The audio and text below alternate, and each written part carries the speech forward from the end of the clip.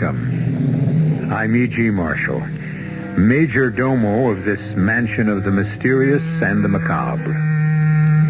We complain that so many of the old values are lost on this new generation. And it may be true. But consider some of our old values. We were told to look before you leap. But we were also told, he who hesitates is lost. Obviously, there has always been a problem in communication. As the philosopher said, we must simplify. Simplify and clarify. Our mystery drama, Marry for Murder, was written especially for the Mystery Theater by Sam Dan and stars Mandel Kramer. It is sponsored in part by Luden's Medicated Cough Drops and Buick Motor Division. I'll be back shortly with Act One.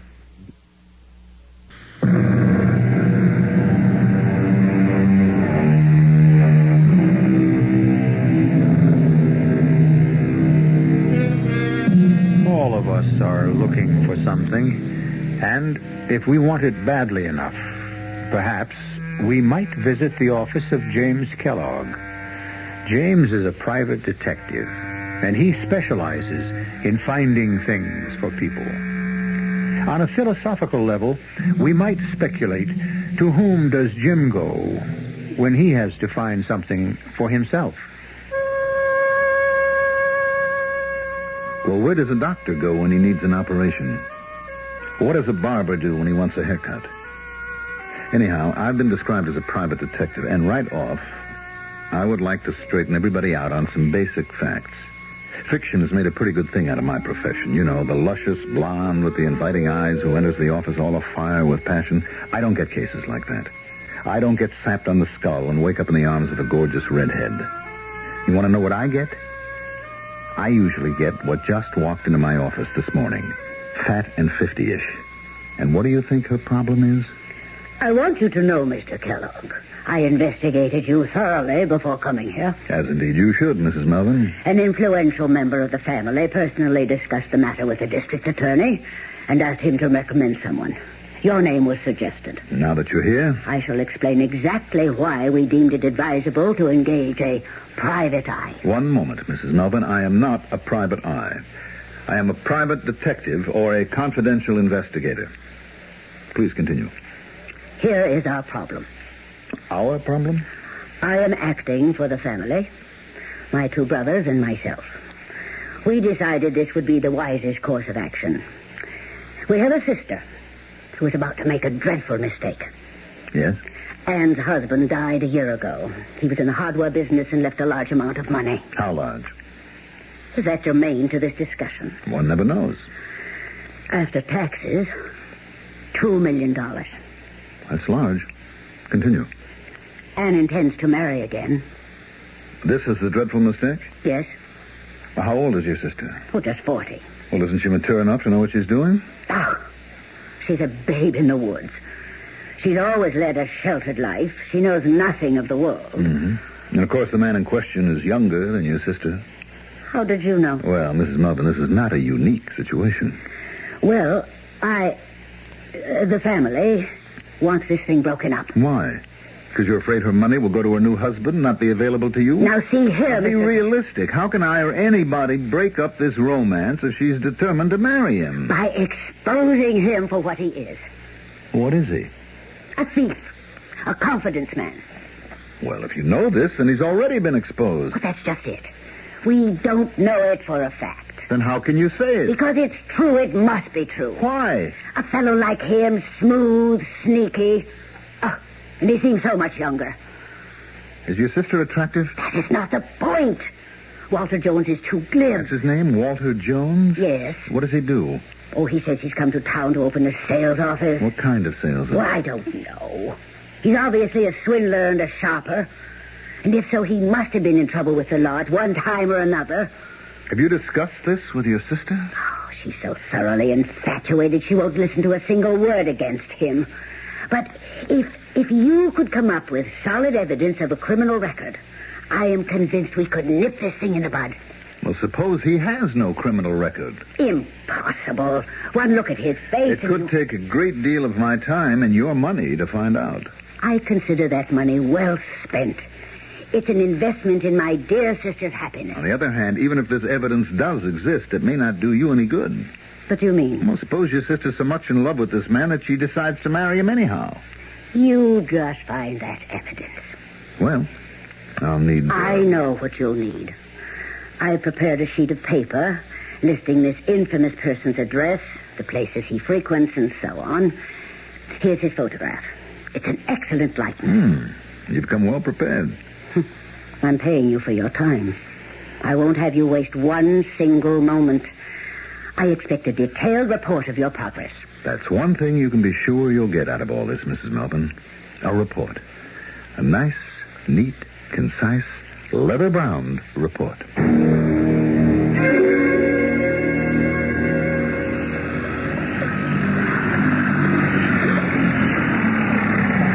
Why did you cut the motor, Walter, darling? Oh, it's so lovely out here. Let's drift for a while. Let's lie back and look up at the sun and not go anywhere. Yes, why not? Isn't that really what we're doing? And, dearest, what do you mean? Aren't we just drifting? Not getting anywhere? I know.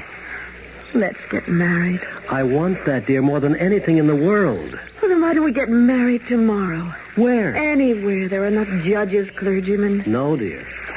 You really don't want to marry me, do you? Now, what you're saying is let's go off and get married. Well, yes, that's what I'm saying. Yeah, and your family will say, aha, we were right. About what? You know about what? Right in thinking there's something shady about me. See, he stole her away. No, I want us to be married properly. Oh. And you do, too. You know, dear, you're really a very old-fashioned, conservative girl at heart. No, I'm not. Oh, yeah, you want a formal wedding surrounded by your family and friends. But my sister and her brother say that they won't come. Very well. We gave them their chance. Darling, a marriage should be forever. Even though we both had previous experiences that might deny it. However, this is the real one for each of us. Oh, yes, darling. It is. I know it is. Then let's be patient. Perhaps for just a little while. Oh, I've been patient with my stupid sister long enough. Well, let's give them a little more time. And when they get to know me better... I don't care. Darling, I'm doing this for you. If it were up to me, we'd be standing before a justice of the peace tonight. But your family means so much to you. You want their approval. So let's wait a little while. All right, darling. But that's going to be a very little while.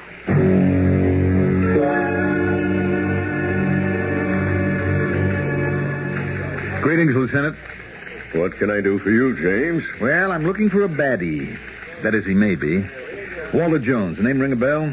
No bell at all. Walter Jones. But, Edgar. In the big file under J. Jones. First name Walter. See if there's a make. Yeah. Name could be a phony.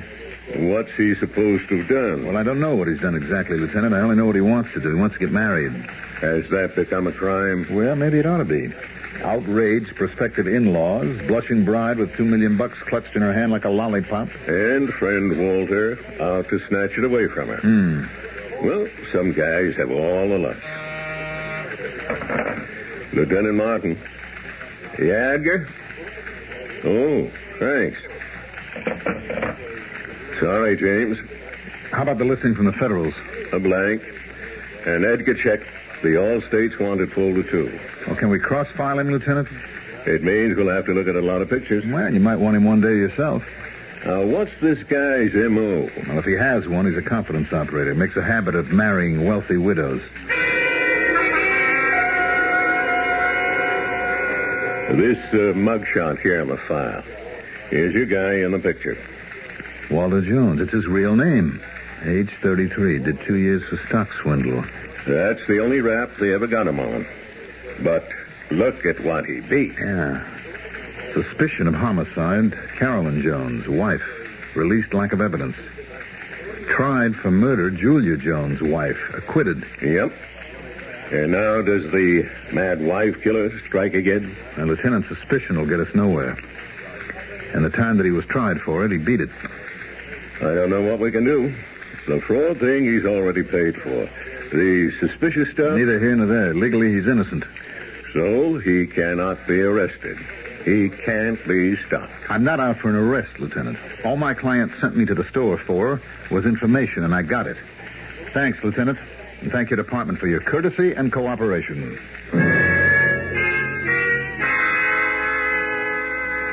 This piece of paper is even more than I dared hope for. Not only is he a thief, he is also a murderer. Now, that hasn't been proved. What do you plan to do with this information? Rest assured I shall use it in a manner which I deem to be most effective. Well, then I'd say the case is closed. You'll receive a bill for my services. And I'll wager all you did to earn your exorbitant fee was to go down to police headquarters and ask a few simple questions. Well, Mrs. Melvin, it's not just a question of who you know. It's what you know.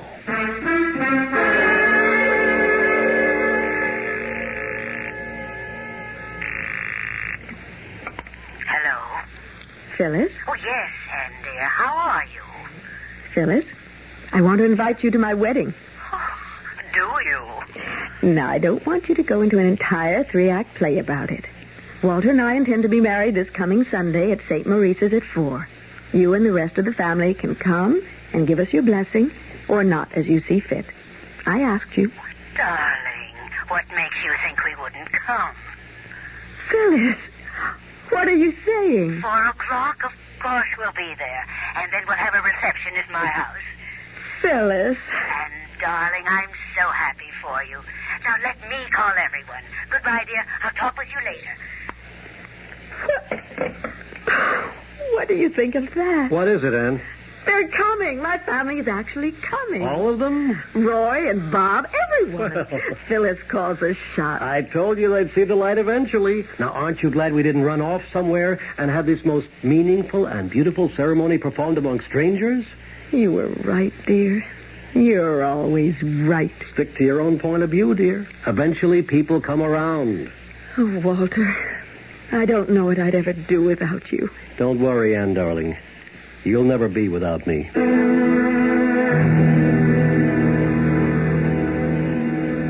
Phyllis, Yes, dear? what's keeping him? Oh, he may have been delayed in traffic. He's late. Now, dear, you must calm yourself. Something's happened to him. Nothing has happened to him.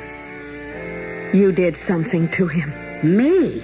Why, what could I possibly do? I don't know. Something I can tell by the look on your face. Oh, now, I Anne. know that look since we were children. You've had that wise, superior, all-knowing look. I don't know what you're talking about. Whenever you were trying to put something over on me. But what could I be putting over on you? You're at the bottom of this. Of what? Of Walter's disappearance. Who says Walter's disappeared? But why isn't he here? No, Phyllis, you did something. You swore that you would break this up. But that was before I got to know Walter. This is your doing. It's not going to work, though. Somehow, some way, I am going to find Walter if it takes me the rest of my life. Anne. And every dollar that I have in this world. I'm going to find Walter. Nothing can keep us apart. Nothing. Nobody.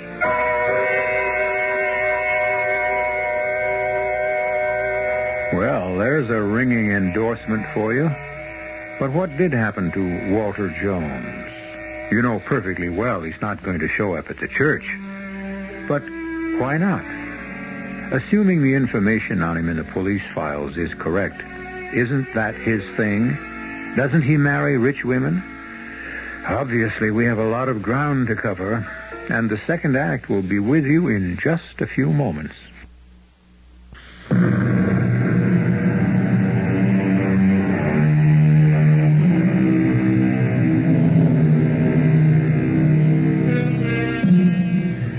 Some men can marry for love, and some can marry for money.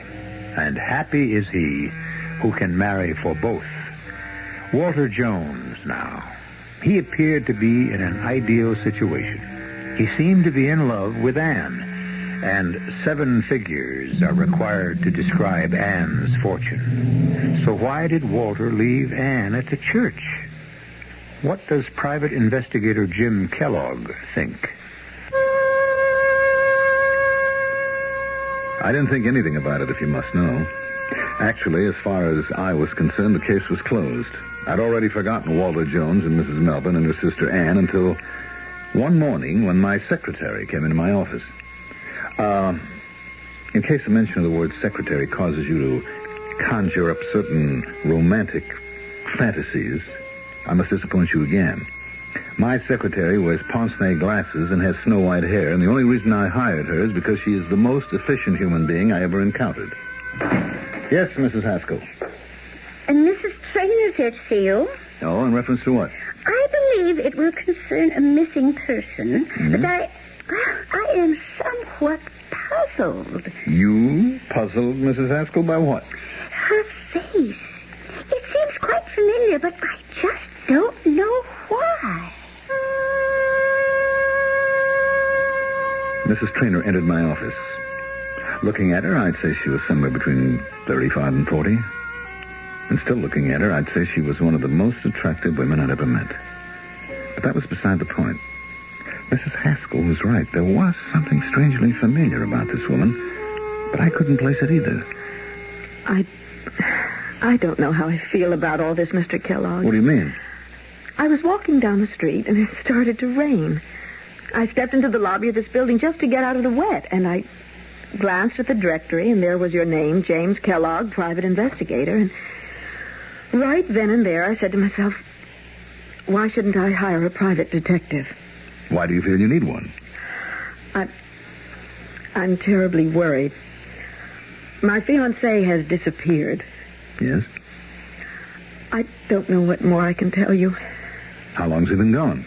It's 3 weeks. The truth is, he left me waiting at the church. Sorry to hear that. I went to his apartment. The superintendent told me that he had moved out. No forwarding address? None. You talked to his friends, his family? He has no family. And I never met any of his friends. You see, Mr. Kellogg, it was one of those whirlwind courtships. We were just two people who met and fell in love and decided to get married. Mm. Well, you know, there are certain people, as the wedding date approaches, who they just become frightened and take off for a little while. No, I refuse to believe that Walter did that. I am sure something terrible must have happened to him. Well, we'll see what we can do, Mrs. Trainor. Were you widowed or divorced? My first husband died. I see. And what is your fiancé's name? Walter Jones. I beg your pardon? Jones. Walter Jones. Yes. Walter Jones. That's why she looked familiar. She was the sister of that impossible Melvin woman. Same shape to the face, same color in the eyes, only on Mrs. Trainor it all looked good. However, this was not the time to admire the physical attributes of Mrs. Trainor. I was now confronted with a problem which seldom, if ever, troubles most fictional detectives. The little matter of professional ethics. He just disappeared suddenly without a trace. And your first name? Anne. You have a family? Oh, yes. A sister and 2 brothers. Mm-hmm. What was their attitude toward your fiancé? They were violently opposed. They thought that Walter was after my money, but that's impossible. Are you sure? Of course. And talking about money, I've plenty of it, so you needn't spare any expense in looking for Walter. Excuse me? Yes. I've been thinking why that Mrs. Trainor looked so familiar. Finally, it came to me. Could it be she is related to that Mrs. Melvin? Yes, precisely. And it concerns an allied matter. Oh? It will therefore be necessary for us to adopt an attitude toward the situation, Mrs. Haskell. But don't you bother. I'll come out to see you. You'll take the case, won't you, Mr. Kellogg? Would you excuse me for just one moment? My secretary has a most urgent problem.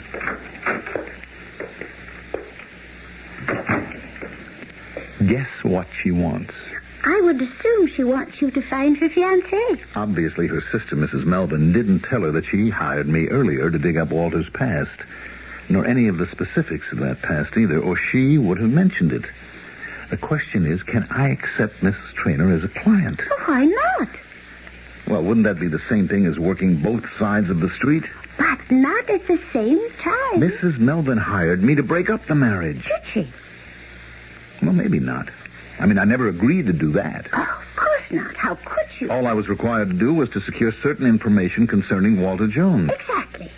And your client was satisfied. Now, another client, quite by coincidence, also wants information concerning the same Walter Jones. Specifically, his whereabouts. Now, is there any legitimate reason why I shouldn't take the case? None that occurs to me at the moment. Only one thing puzzles me. Yes? What can a woman with her looks and charm see in a phony like this Walter Jones? Tell me, Mr. Kellogg, is that a legitimate area of curiosity for a private detective? Well, I'm talking now as a man. Mrs. Traynor, tell me everything you know about Walter Jones. I don't know very much. I only know I love him. Well, shouldn't marriage require a firmer foundation? Such as? Well, I would assume knowing something about each other's habits, tastes, attitudes, so forth. And how much did you know about your wife before you married her? I've never been married. Well, then you hardly qualify as an expert. Still, it would seem that a successful union is based upon mutual interest, knowledge of each other. You keep saying it's important to know all about the person you intend to marry. I say nonsense. Pure, unadulterated nonsense. Love at first sight. That's what it was between Walter Jones and me. Love at first sight. It's the only real way.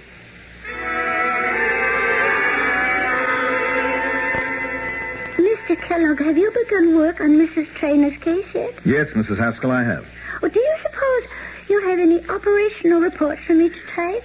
Seems a shame to turn a man like Walter Jones loose on Mrs. Traynor. That's not our problem, Mr. Kellogg, is it? No. Do you want me to hire some temporary operatives? Mrs. Haskell, do you believe in love at first sight?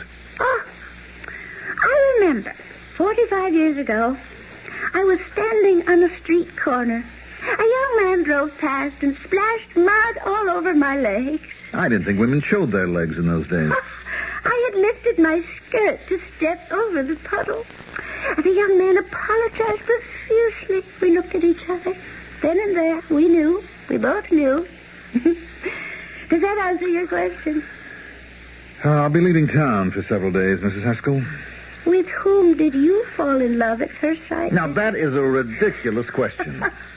I didn't have to ask.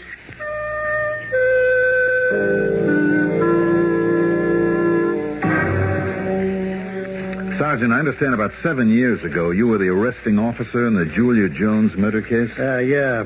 Well, as it turned out, it wasn't a murder, so it never even got to be a case. What happened? Oh, she was an older dame. They went out in their boat. She drowned. He claimed she fell overboard. Pretty heavy insurance there. And so the relatives started pointing fingers. How'd it work out? Well, I just booked him on suspicion. The DA figured he didn't have enough for an indictment. The thing just dissolved. Mm-hmm. And what do you think? Well, I guess we'll never know, huh? Mr. Thorpe, I understand you're the attorney who prosecuted Walter Jones a few years ago for the murder of his wife, Betty? I was the assistant, and that little case may have cost the DA his job. I never saw anything fall apart the way that one did. Did he murder his wife? You haven't murdered anybody until the jury says so. How did it go? She was his second wife. He claimed she had been acting nutty, and so on that night she came at him with a revolver. So he grappled with her, it went off, and killed her. That doesn't sound like the strongest story in the world. No, and especially since it came out that his first wife had died a few years before under what might have been suspicious circumstances. Drowning? Yeah.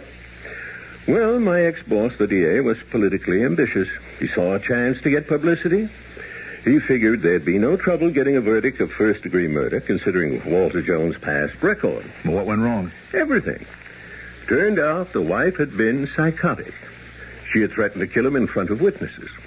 There was so much doubt the judge made a directed charge for acquittal. Mm-hmm. Well, what do you think? Well, if he married my daughter, I don't think I'd sleep nights.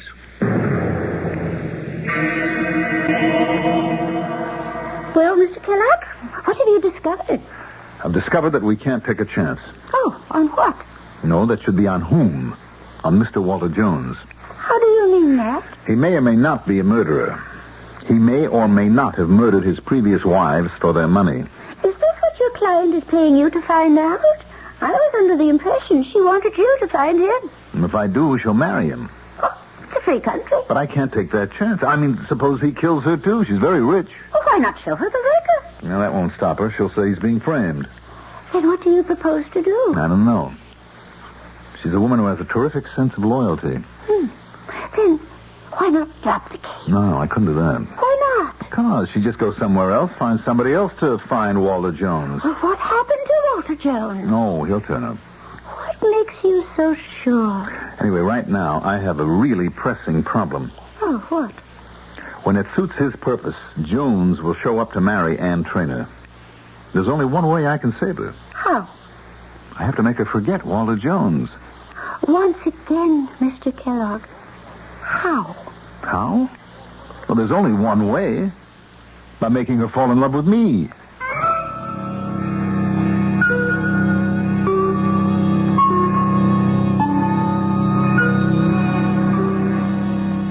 Well, here we have Private Detective James Kellogg, who may be somewhat out of his depths.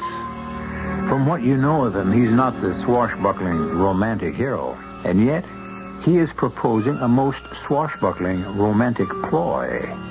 Well, he's never done anything like this before, which means that Act 3 should contain surprises for all of us.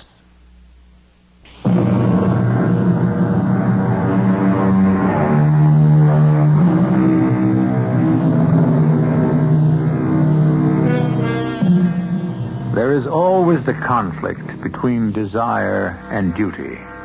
For instance, duty compels Jim Kellogg to find Walter Jones. Desire would have Jim make sure Walter never shows up at all.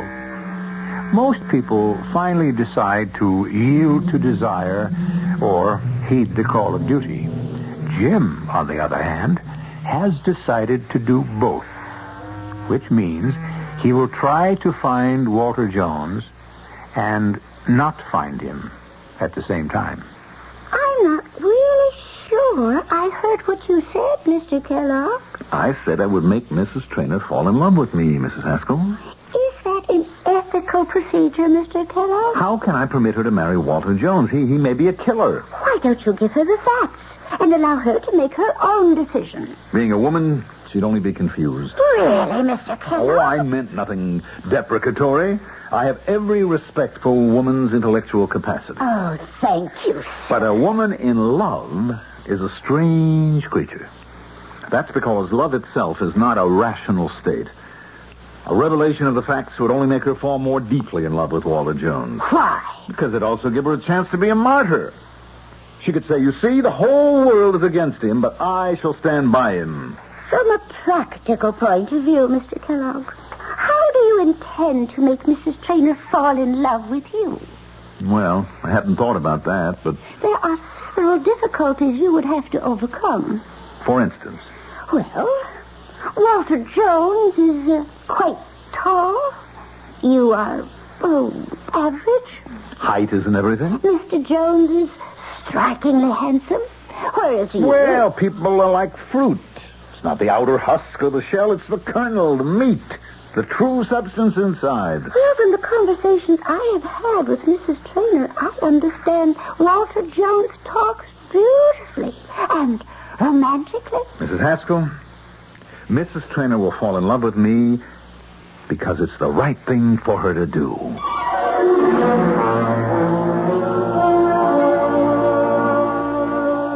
I've been trying to reach you for these past few days to see if there's been any progress. Oh, I was out of town, Mrs. Traynor. I'm so worried. Is it possible for a person to disappear without leaving a single trace? Look, it's noontime. I'll take you to lunch. No, I'm not hungry. I can't think of food. We might be able to discuss some important matters. Oh. If we're going to talk about finding Walter, then that's something else. I think that this is the first full meal I've had in weeks. I've been so nervous about everything since Walter disappeared. You know, you look very attractive when you eat. Yes? Oh, my goodness. Do you realize that was what Walter said to me? Walter? I was sitting in a coffee shop having lunch by myself when the stunning-looking man said to me, "Do you know that you look very attractive when you eat?" We both laughed. It was as if we had laughed together so often in the past. He was the kind of man that I wanted all my life. Oh, Mr. Kellogg, you've got to find him for me. You've got to. Promise. I promise. Good. Now let's hurry back to the office. The office? Yes, it's the most important place in my life right now. Why? Because it's the brain center, the place where the strategy to find Walter is being formulated. The phone should be ringing. Undercover men should be coming in and out. Well... I've no patience to do anything else or be anywhere else, and I want to help. Help? Please. Let me. I could answer the phones, take messages, assist Mrs. Haskell. But... Please. Let me be a part of it.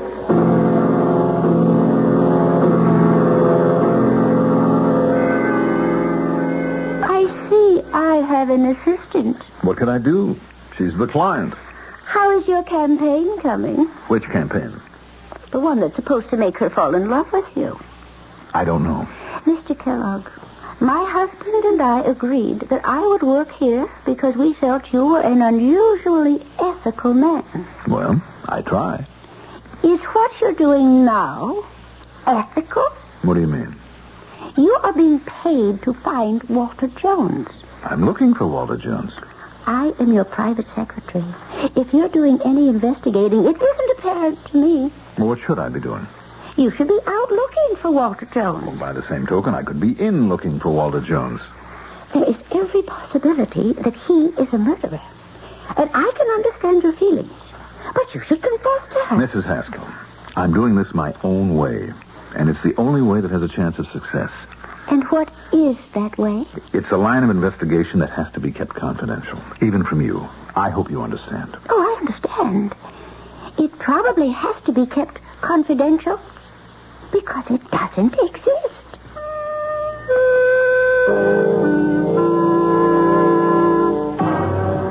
Oh, I don't think I could concentrate on tennis, Mr. Kellogg. Well, fitness, that's a must for a detective. And right now, you are a detective. Well... Come on. You need some air, some sun, some exercise. That's right. I must be strong for Walter.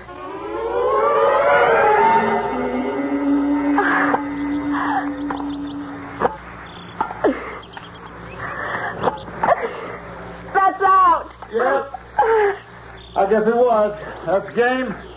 Set. Match. You beat me. It was all I could do to even score a single point off Walter. Oh. What a marvelous tennis player.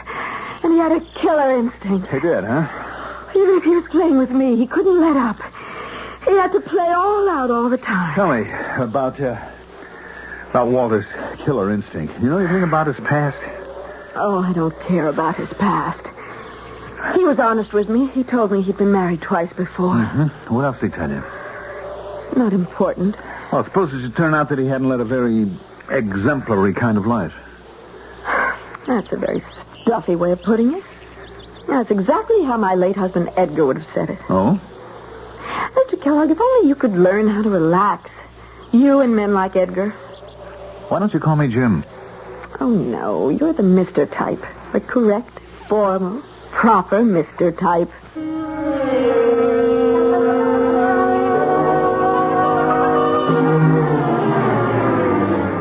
Good morning, Mr. Kellogg. Good morning, Mrs. Haskell.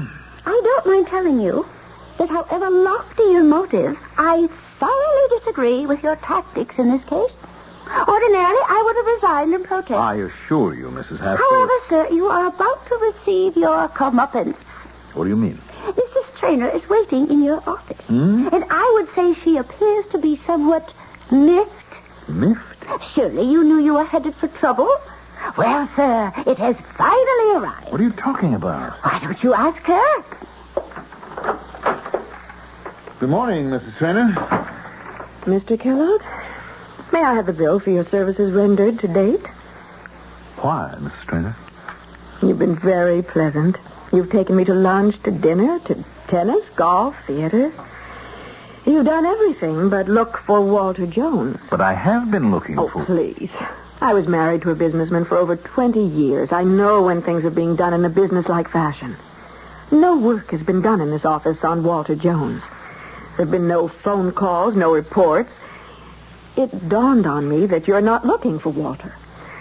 I asked myself why, and then I realized. You're in love with me, Mr. Kellogg. Do you admit it? Yes? Well, it's impossible. Why? Because I love Walter. It's quite possible he murdered 2 wives. It's impossible. I can show you the record. I have seen the record. Walter was completely honest. He told me the police were suspicious, and he agreed that they had cause to be. How did he account for his first wife's drowning? She fell overboard. It was foggy. He couldn't find her. You believe that? The authorities believed it. They refused to prosecute. 1 accidental death I might accept, but 2? He was terribly lonesome. He needed companionship. He married in haste, and... Oh, she was a psychotic. It was obvious. And how will they account for your murder? I think that's despicable. All right, Mrs. Traynor, I am in love with you. See what I mean? You're in love with me, and you call me Mrs. Traynor. You weren't trying to find Walter Jones. But I was. Excuse me. Yes? Mr. Kellogg, I want to apologize. You were looking for Walter Jones after all. Billy Smith just called and said he's living at 19 Gladstone Oval. His phone number is 555-8308. Thank you, Mrs. Haskell. I want to settle up our account. Send me a bill. I shall hire another detective who will really look for Walter. That won't be necessary. I just found him for you. What are you saying? Do you want to know how? Your sister hired me to dig up his past, and I found his past record. I gave it to her. She obviously decided to confront him, scare him away. She probably paid him off. It doesn't make sense. If she has this record, why should she pay him off? The scenario. She shows him the record. He says, Anne won't care. She says, can you take that chance? Settle for a little, Walter. Take a few bucks and beat it. So he takes it. But he's going to keep coming back and taking more and more. And when he's drained her dry, then he'll show up and claim you and the main fortune. This is a most despicable lie. How do you think I found Walter Jones? I had a man watching your sister's house. Walter's been calling on her. I refuse to believe You it. don't want to believe it. Where is his phone number? Here on this pad. Finally. And listen to me. He doesn't love you. He's alive. He's safe.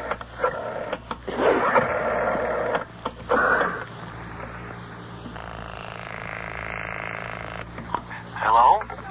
Walter. Darling. Anne! Why did you disappear? Anne, I began to worry that you might begin to think about my record and have doubts. Oh, you fool. You wonderful fool.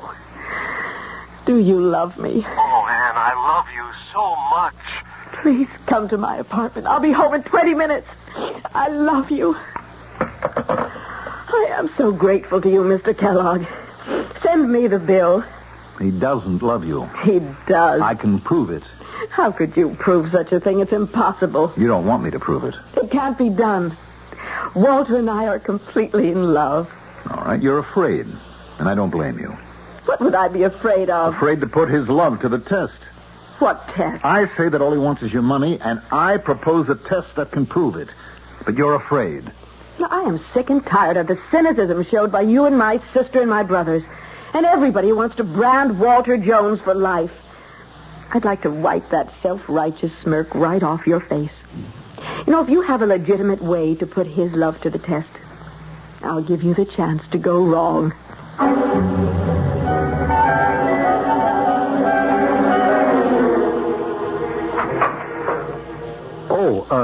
Is Mrs. Traynor at home? She just stepped out for a few minutes. Oh, she's expecting me. My name is Walter Jones. I'm Mrs. Traynor's fiancé. Oh, well, won't you come in? Thank you.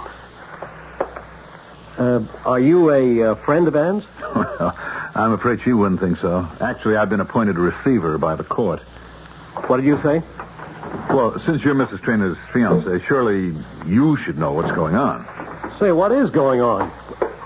Who are those men? What are they doing? Easy, boys, easy, will you? For heaven's sake, don't chip that table. Well, it should be obvious, Mr. Jones. I'm the receiver in bankruptcy, and The men here are removing the furniture. You can put two and two together. No, wait. I'm not sure I understand. Well, it'll all be in the papers tonight anyway. It wasn't generally known. But Mrs. Trainor's husband left the company in bad shape when he died. They've declared bankruptcy. We've been ordered to attach Mrs. Trainor's assets, too. Mrs. Trainor's? Yeah. You know, her bank accounts, jewels, spurs, furnishings. She was on the books, you see, as an officer of the corporation. Now, wait a minute. According to the law, an officer of the corporation is not responsible for... I see you know your law. That's true ordinarily. But in this case, we have reason to suspect fraud. Oh? I think she'll be stripped clean. But she's lucky. She had you to take care of her. Me? Yeah, you said you were a fiancé, didn't you? No, I'm sure you misunderstood. I said I was a friend of her fiancé, and I was passing through, and I just thought I'd say hello. Well, sit down. I mean, she'll be right back. I'm sure she could use some cheering up. Oh, I wish I could do that, but I have a plane to catch. But I'll tell her you were here. Thank you. Goodbye.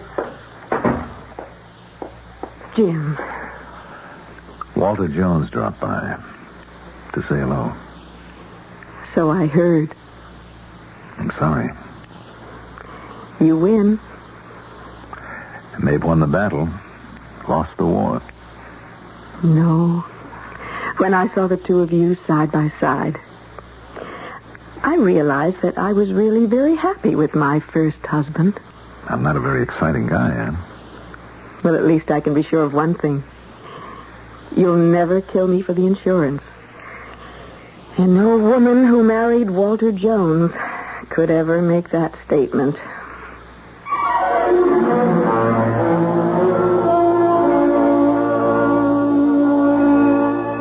Proving that we should all be grateful for small favors. Walter Jones is presumably still at large, happily married or happily bereaved. And yet, why are we coming down so hard on the man? All of it is circumstantial. He could be as innocent as a newborn babe. But don't bet on it. Don't bet on anything, except perhaps on my coming back in just a few moments.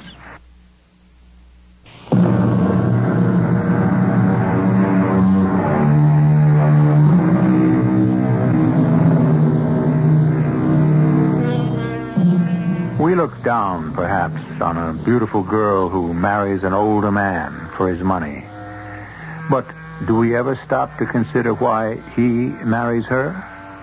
True, she wouldn't marry him if he were poor, but would he marry her if she were old and repulsive? Why do people marry people? In retrospect, we have presented a story of marriage, and the moral is anyone you care to take away with you. We present these cautionary tales complete with morals 7 times each week. Our cast included Mandel Kramer, Patsy Bruder, Evie Juster, Arthur Anderson, and Dan Ocko. The entire production was under the direction of Hyman Brown. Radio Mystery Theater was sponsored in part by Buick Motor Division and Luden's Medicated Cough Drops. This is E.G. Marshall inviting you to return to our Mystery Theater for another adventure in the macabre. Until next time, pleasant dreams.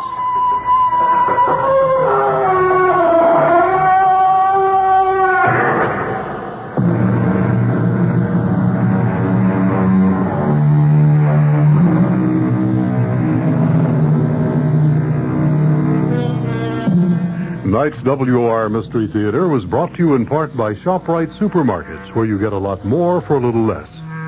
The preceding program is furnished by CBS Radio. This is Barry Farber. Join us immediately following the 8 o'clock news right here over WOR New York, the talk of New York. Governor Carey and his aides will be busy this weekend trying to avoid a default by the state. The city of Yonkers today narrowly avoided default. Westchester Congressman calls for another look at the welfare system. It's 38 degrees in cloudy mid-Manhattan. The man says cloudy and cold tonight with a chance of a few periods of light snow or drizzle. The low 30 to 35. Variable cloudiness tomorrow and tomorrow night. The high from 40 to 45 tomorrow. The low around 40 tomorrow night. This is John Scott with the 8 o'clock edition of the news. Aides of Governor Carey and state legislative leaders will be busy this weekend trying to agree on some sort of plugging that disputed hole in the budget. The reason for the rush is this. As things now stand, the Housing Finance Agency and Dormitory Authority don't have the cash to pay off debts due on Monday, and Carey says the bank... You've been listening to the OTR Gold Network. Find more classic radio at otrgold.com.